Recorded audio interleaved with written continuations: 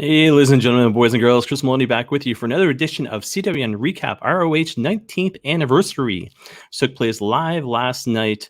Actually, I'm going to reword that. It was shown live last night, but it wasn't live last night. And when I go through my notes, you'll understand why I'm saying that. But like I said, ROH 19th Anniversary took place last night on Fight, as well as pay-per-view, as well as Honor Club, and it was an enjoyable show. As the fan in me, so outside of the CWN realm, so to speak, was kind of PO'd certain moments of it.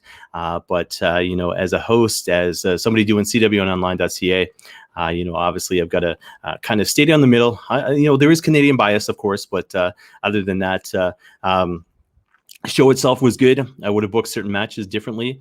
Prediction wise, I'm not sure exactly how I did. I don't think I did the greatest. I think the second time in a row for ROH, I didn't do the greatest, but it's all in fun, right? I talk about the matches, I share my thoughts, and then usually I'm licking my wounds, or I've done pretty well as well with regards to certain promotions. But like I say, ROH 19th Anniversary took place live last night, UMBC Event Center in Baltimore, Maryland. Hour one took place first. That was on Facebook, Fight, ROH Best on the Planet, ROH Honor Club, Stir City, and YouTube for free.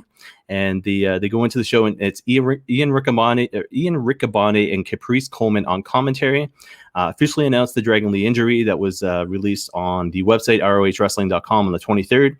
And then basically run down the card for us, followed up by first match of the night. So two matches on the pre-show, so to speak, hour one, and then a scheduled 8 matches for the main show, the pay-per-view, which ended up being 9 matches. So it was still pretty cool. It's 11 matches in total for the night. But like I said, match number one for the hour one, the kickoff show, the pre-show there, 4-corner survival match. We had the Mecha Brian Johnson taking on Danhausen, taking on Eli Isom, taking on LSG. Ring announcer, of course, Bobby Cruz. Lucha rules, which basically means 2 men in the ring at a time. When one man leaves the ring, another enters. It doesn't matter how he leaves the ring, but when one man leaves the ring, another has the ability to enter. So the entrances were Johnson, Isom, LSG, and then Danhausen, weighing at least 300 pounds, as Bobby Cruz put. Danhausen shouts out to Caprice during the entrance, but no Ian Riccaboni shout out there. Code of honor adhered to. Johnson's mouthing off already, though. Johnson, Isom started things off, back and forth between Johnson, Isom, as well as LSG. Danhausen has the chance to get in the ring, doesn't move, though. So Johnson, Isom, LSG all end up outside. Danhausen then lands a huge kick on Johnson. So basically Johnson in the middle, Isom on the one side, LSG on the other side. They bring Brian Johnson over to Danhausen, and he basically nails him with a kick. And when I say nails him with a kick, it was like an Orange Cassidy style kick. But that's all the involvement so far by Danhausen there. Match continuously consists of a triple threat as Danhausen, as he plays up being injured on the outside. So basically Johnson, took effect, I think, to him. And then Danhausen's off the ring apron, selling it for a good part of the match. Like I said, it's pretty much a triple threat match at this point. Danhausen finally gets in the ring, gets the upper hand on Johnson, pours his container of teeth into Johnson's mouth. I mean, just saying that enough on its own is gross, but seeing the image of it, Johnson attempts to mouth off as he's on his knees still, and he's got a mouthful of teeth. Danhausen's not big on swearing, so all of a sudden, curse word comes out of Johnson's mouth as he's sitting there with a mouthful of teeth, and basically he ends up getting a triple super kick, at the hands of Danhausen, LSG, and Eli Isom. Danhausen then hits Goodnighthausen on LSG. He only gets a 2 count. Johnson pulled LSG to the outside. Johnson then sneaks into the ring, so he basically goes underneath the ring, through under the entire ring, through the outside, back into the ring, hits the process, I think is his finisher on Danhausen, gets a 3 count, and then post-match Johnson celebrates up the ramp, swearing into the camera as he does it. So a good opener there. Then we see a video promo of Jay Lethal, then followed by backstage promos of LFI working out, and then the foundation prepping. Video package, Jay Briscoe versus EC3. Another video package, Flip Gordon, Mark Briscoe. Video package of Vincent by himself. And then we get a backstage promo of Mike Bennett, Brian Maloney, and the Beer City Bruiser, saying that they haven't heard at all. Mainly it was Mike Bennett and Brian Maloney talking, saying they haven't heard at all from Matt Taven. And then the Beer City Bruiser comes in and basically says, hey, we should be, talking between us, and don't worry about Mike Bennett. Don't worry about Matt Taven. And then Maloney is like, hey, guy, we don't have a match tonight. So anyway, obviously dissension there between the Beer City Bruiser as well as Brian Malonis. But it'd be interesting to see what they do with these guys. Video package, Dak Draper.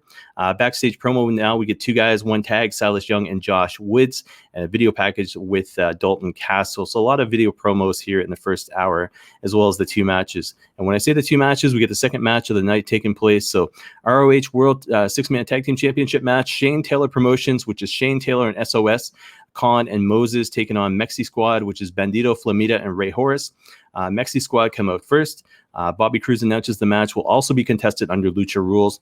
New theme music for STP, so STP as in Shane Taylor Promotions. Mexi Squad attack while STP is posing in the ring during their entrance. So Mexi Squad looking like the heels here. Power versus speed match, of course, over 300-pound difference between the two teams, equivalent to one Danhausen. Match highlight, triple splash off the second rope by Mexi Squad on Taylor. So basically you got one guy on top of another guy on top of another guy in the second rope, and then triple splash onto Shane Taylor there.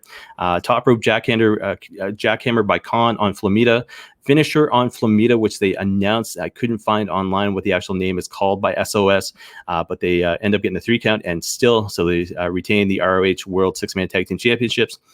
Post-match, we see dissension between Mexi Squad. Ray Horse attempts to make a triple threat match between the three later tonight, which sounds interesting there. Rocky Romero then joins commentary, and Caprice is going nuts. It's like he just met Santa Claus. Triple threat between Mexi Squad is made official, and then Iya Riccaboni, promotes, hey, buy the pay-per-view. And like I said in the the prediction show, $9.99 US got to ROH Honor Club for the entire month, and he talks about buying the show and then wishes everyone a happy wrestling, of course. Pay-per-view starts. 9 matches officially taking place on the pay-per-view, so 11 matches in total for the night. Match number 1, ROH World Television Championship match. Kenny King as champ, replacing Dragon Lee, taking on Tracy Williams. If King wins, Lee does retain the title. Williams comes out first. Foundation accompanying him to the top of the entrance. King enters with Amy Rose. Rose accompanies King to the ring. King not happy with Rose at ringside, and he's mixed emotions going into this match. No code of honor. Williams with the advantage early on. King comeback, Tiger Bomb, 2 count. Williams signature DDT, Spicoli driver for a 2 count. Hard hitting back and forth, aggressive match. Rose tosses the title into the ring. Both men confused. Riccaboni says the tag team title at this point. I was kind of confused about that, but it was the television. The television championship there. And then Williams nails a pile driver, huge pile driver on Kenny King. 3 count and new. So Dragon Lee loses the title without actually officially being part of this match. More dissension between Kenny King as well as Amy Rose, which will play into LFI later on in the night here. So match number 2 of the night, Mark Briscoe taking on the mercenary Flip Gordon. Flip comes out first. No code of honor again. Hard-hitting beginning. Caprice reminds us that Flip was kicked out of the pure division. So obviously playing up the badass side of Flip Gordon there. Match highlight was a running blockbuster off the ring apron to the outside on Flip by Briscoe. Guys, just nuts. If you guys listen to the prediction show at all, you would have heard me talk about Mark Briscoe being the more nuts one of the two of them. And he is. Jay is more gifted soundly, I would say. But Mark just, I think there was a comment made by one of the announcers and said basically if Mark Briscoe sees something, he's going to break it. And it was a pretty good comment there.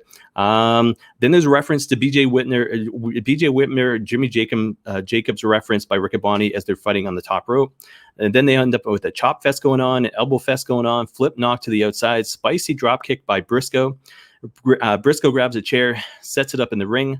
As he's doing this, Todd Sinclair takes care of the chair. Low blow by Flip Gordon there. Gordon hits the flip 5 3 count and then exits the ring quickly. And the announcers had said there's nobody in ROH that so far has kicked out of the flip 5 to their knowledge there. But pretty good second match, and it was what it was.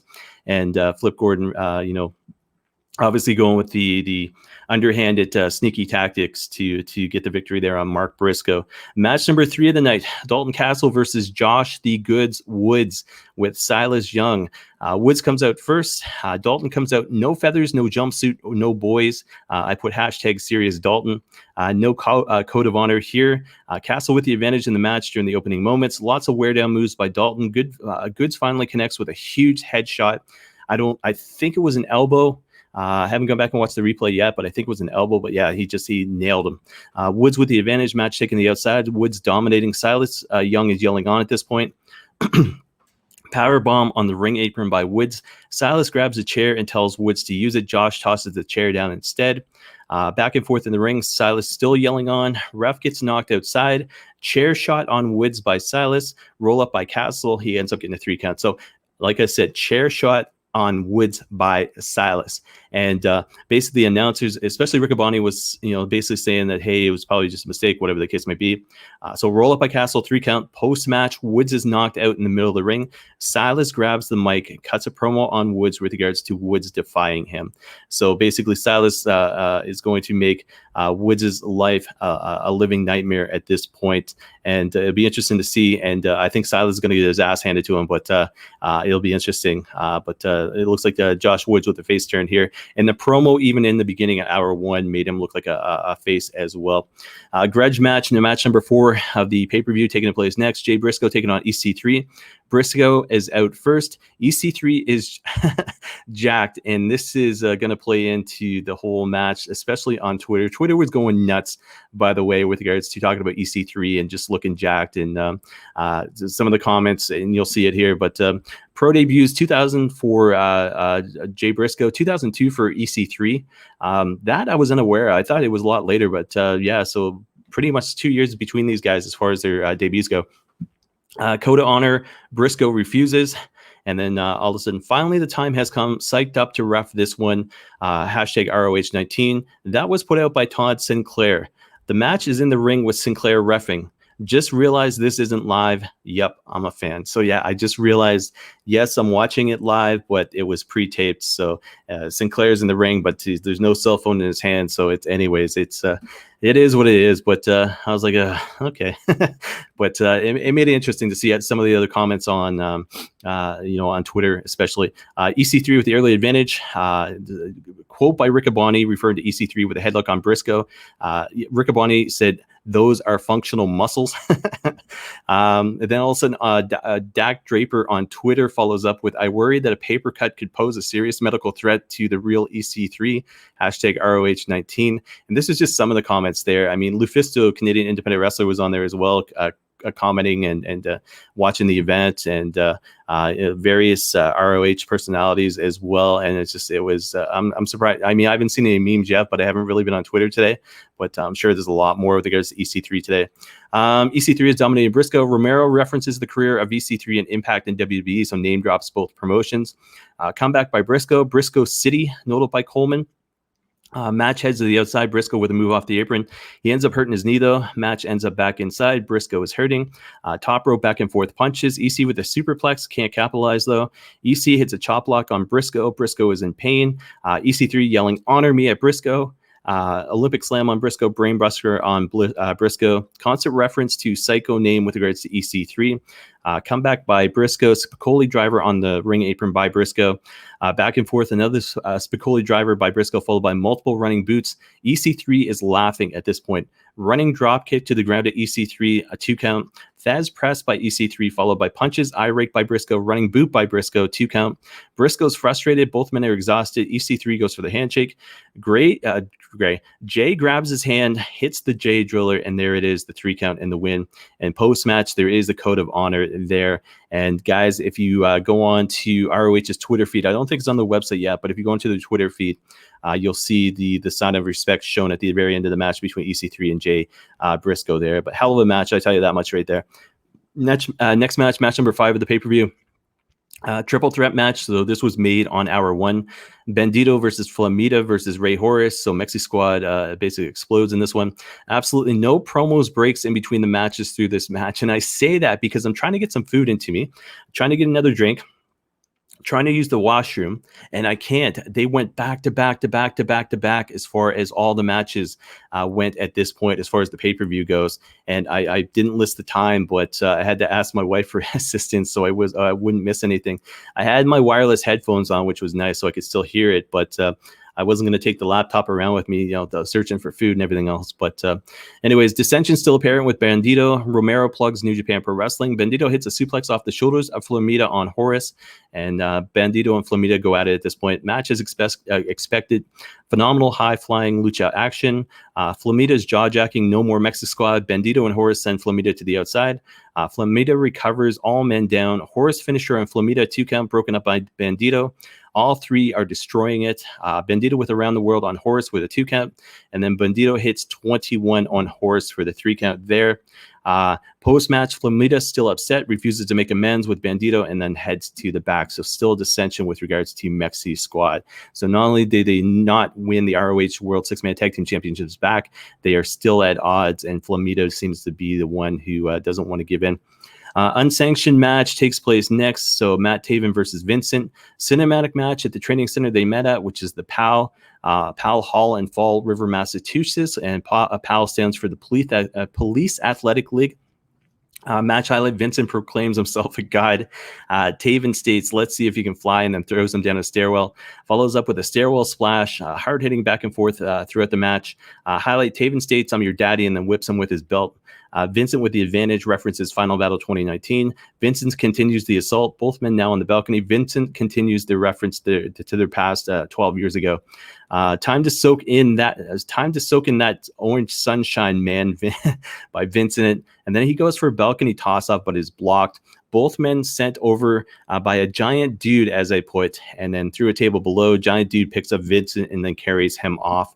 And the guy has got a name, and I want to say Dusty, but it's not Dusty. It is on. I just followed him on Twitter right before this show, but the guy officially has a name and is drawn a blank for whatever reason. But yeah, he's actually got a name. But yeah, a good match, cinematic match, and it looks like the end for Taven and Vincent, so to speak. Backstage promo with Jay Lethal and Todd St. Clair. Then we go to an in-ring promo with Quinn McKay and the one and only Maria Kanellis Bennett, who is on the ROH board of directors. She is a member there. ROH Women's Championship Tournament announced for December 2021, which I'll talk about after I do the recap here. The Allure then interrupt live. So it's Mandy Leon as well as Angelina Love. Love grabs the mic. Love cuts a promo on Maria. Maria rebuts, says if Love can beat McKay, she'll receive a first-round bye in the tournament. So Quinn McKay versus Angelina Love, and if Angelina Love's win, she wins. She gets a first-round bye in this tournament, which is coming up in the summer here. And first video package on the pay-per-view is shown Dak Draper and Jonathan Gresham. So yeah, I finally. 3 exclamation marks next to that. I finally get the opportunity to head to the washroom and grab some food. Match number 7 of the nights, the ROH Pure Championship match. The Octopus, Jonathan Gresham, taking on the Mile High Magnum, Dak Draper. Draper out first. First time the ROH Pure Championship has been defended at an anniversary show. It's been, I think the inaugural one was an anniversary show. But it wasn't being defended, obviously. But this is the first time it was ever defended at an anniversary show. Huge size difference between the two, of course. Coda honors adhered to. Rope break by Gresham just over 3 minutes in. Draper dominating early on. Gresham focused on the left leg with kicks. Draper continually with wear down moves. Rope break 2 by Gresham just over 7 minutes. Small comeback by Gresham doesn't last. Draper with a Mile High muffler on Gresham. Rope break. Gresham uses his final rope break just under 9 minutes. Comeback by Gresham back and forth. Both men are down. Huge forearms by Gresham. No selling by Gresham. I didn't like that. Draper using 2 rope breaks within 30 seconds, just under the 12-minute mark. Ankle lock by Gresham. 3rd rope break by Draper at the 12:30 mark. Closed fist by Draper just over the 13-minute mark. Warning issued, of course. Gresham is down for the 9, rolls outside. Didn't like that either. Draper pulls back into the ring, 2 count. Deadlift superplex by Draper, Dr. Bomb, 2 count. Draper frustrated but confident. The announcers, the commentators played on that. Comeback attempt by Gresham, but he's winded. Draper whips Gresham into the corner, and Gresham sells it like he's Gumby, like he basically went to the corner and just flipped up one side and down the other. Nature Boy Ric Flair style, but not to the outside. Draper with a 2nd rope gut wrench power bomb for a 2 count. Excuse me, I actually put the words BS beside it as a fan. Draper with a Mile High muffler on Gresham, knee buckled, forced to break, both guys outside. Gresham with a sleeper on Draper. Draper enters the ring with Gresham on his back, so he's actually piggybacking him back into the ring. Draper ends up passing out and then ends still. So Gresham retains. Post-match code of honor was adhered to here. So I realized I'm a huge fan of Dak Draper. His skill, his size. I honestly want to see Gresham lose it because I want to see what they do with him losing the title, so to speak. And I want to see them give that pure division another champion, so to speak. Personally, not a big fan of Gresham. I respect his talent, but I'm not a big fan of Gresham, obviously. But it is what it is. And the match, itself was good. A very good match. It was interesting to see the rope breaks come into effect very early on by Gresham, and considering the size difference as well. But like I said, Draper ends up passing out, so he didn't look weak. He didn't tap out, and Gresham keeps the pure championship there. Delirious then comes out to the announce desk, says something to Rocky Romero, and leaves. Everybody is confused. And I think Caprice or Ian had said to him, "What do you say to him?" He's like, "I don't know."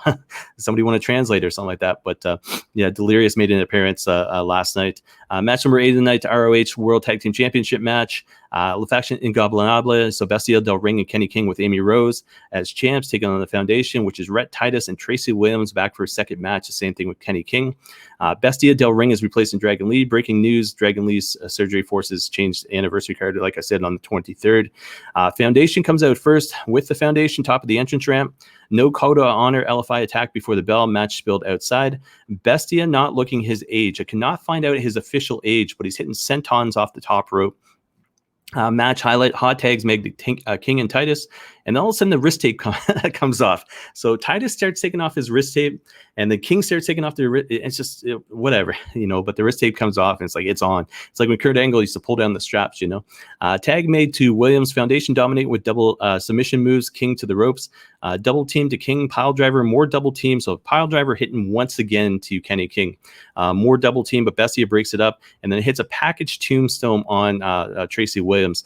Back and forth between Bestia and Titus. Bestia calls for a chair. Rose tosses it to his feet. Bestia takes offense. Like basically he wanted it handed to him, and then she basically tossed it at his feet. Titus then with the full Nelson to Bestia, and then Bestia submits, and then we get new ROH World Tag Team Champions. So second of the night for Tracy Williams there.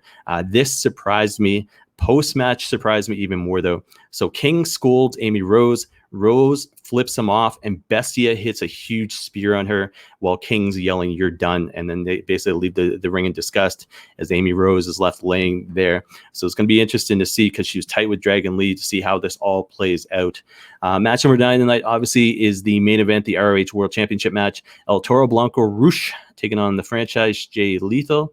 Lethal enters first, accompanied to the top of the entrance ramp by the Foundation. Rush enters alone.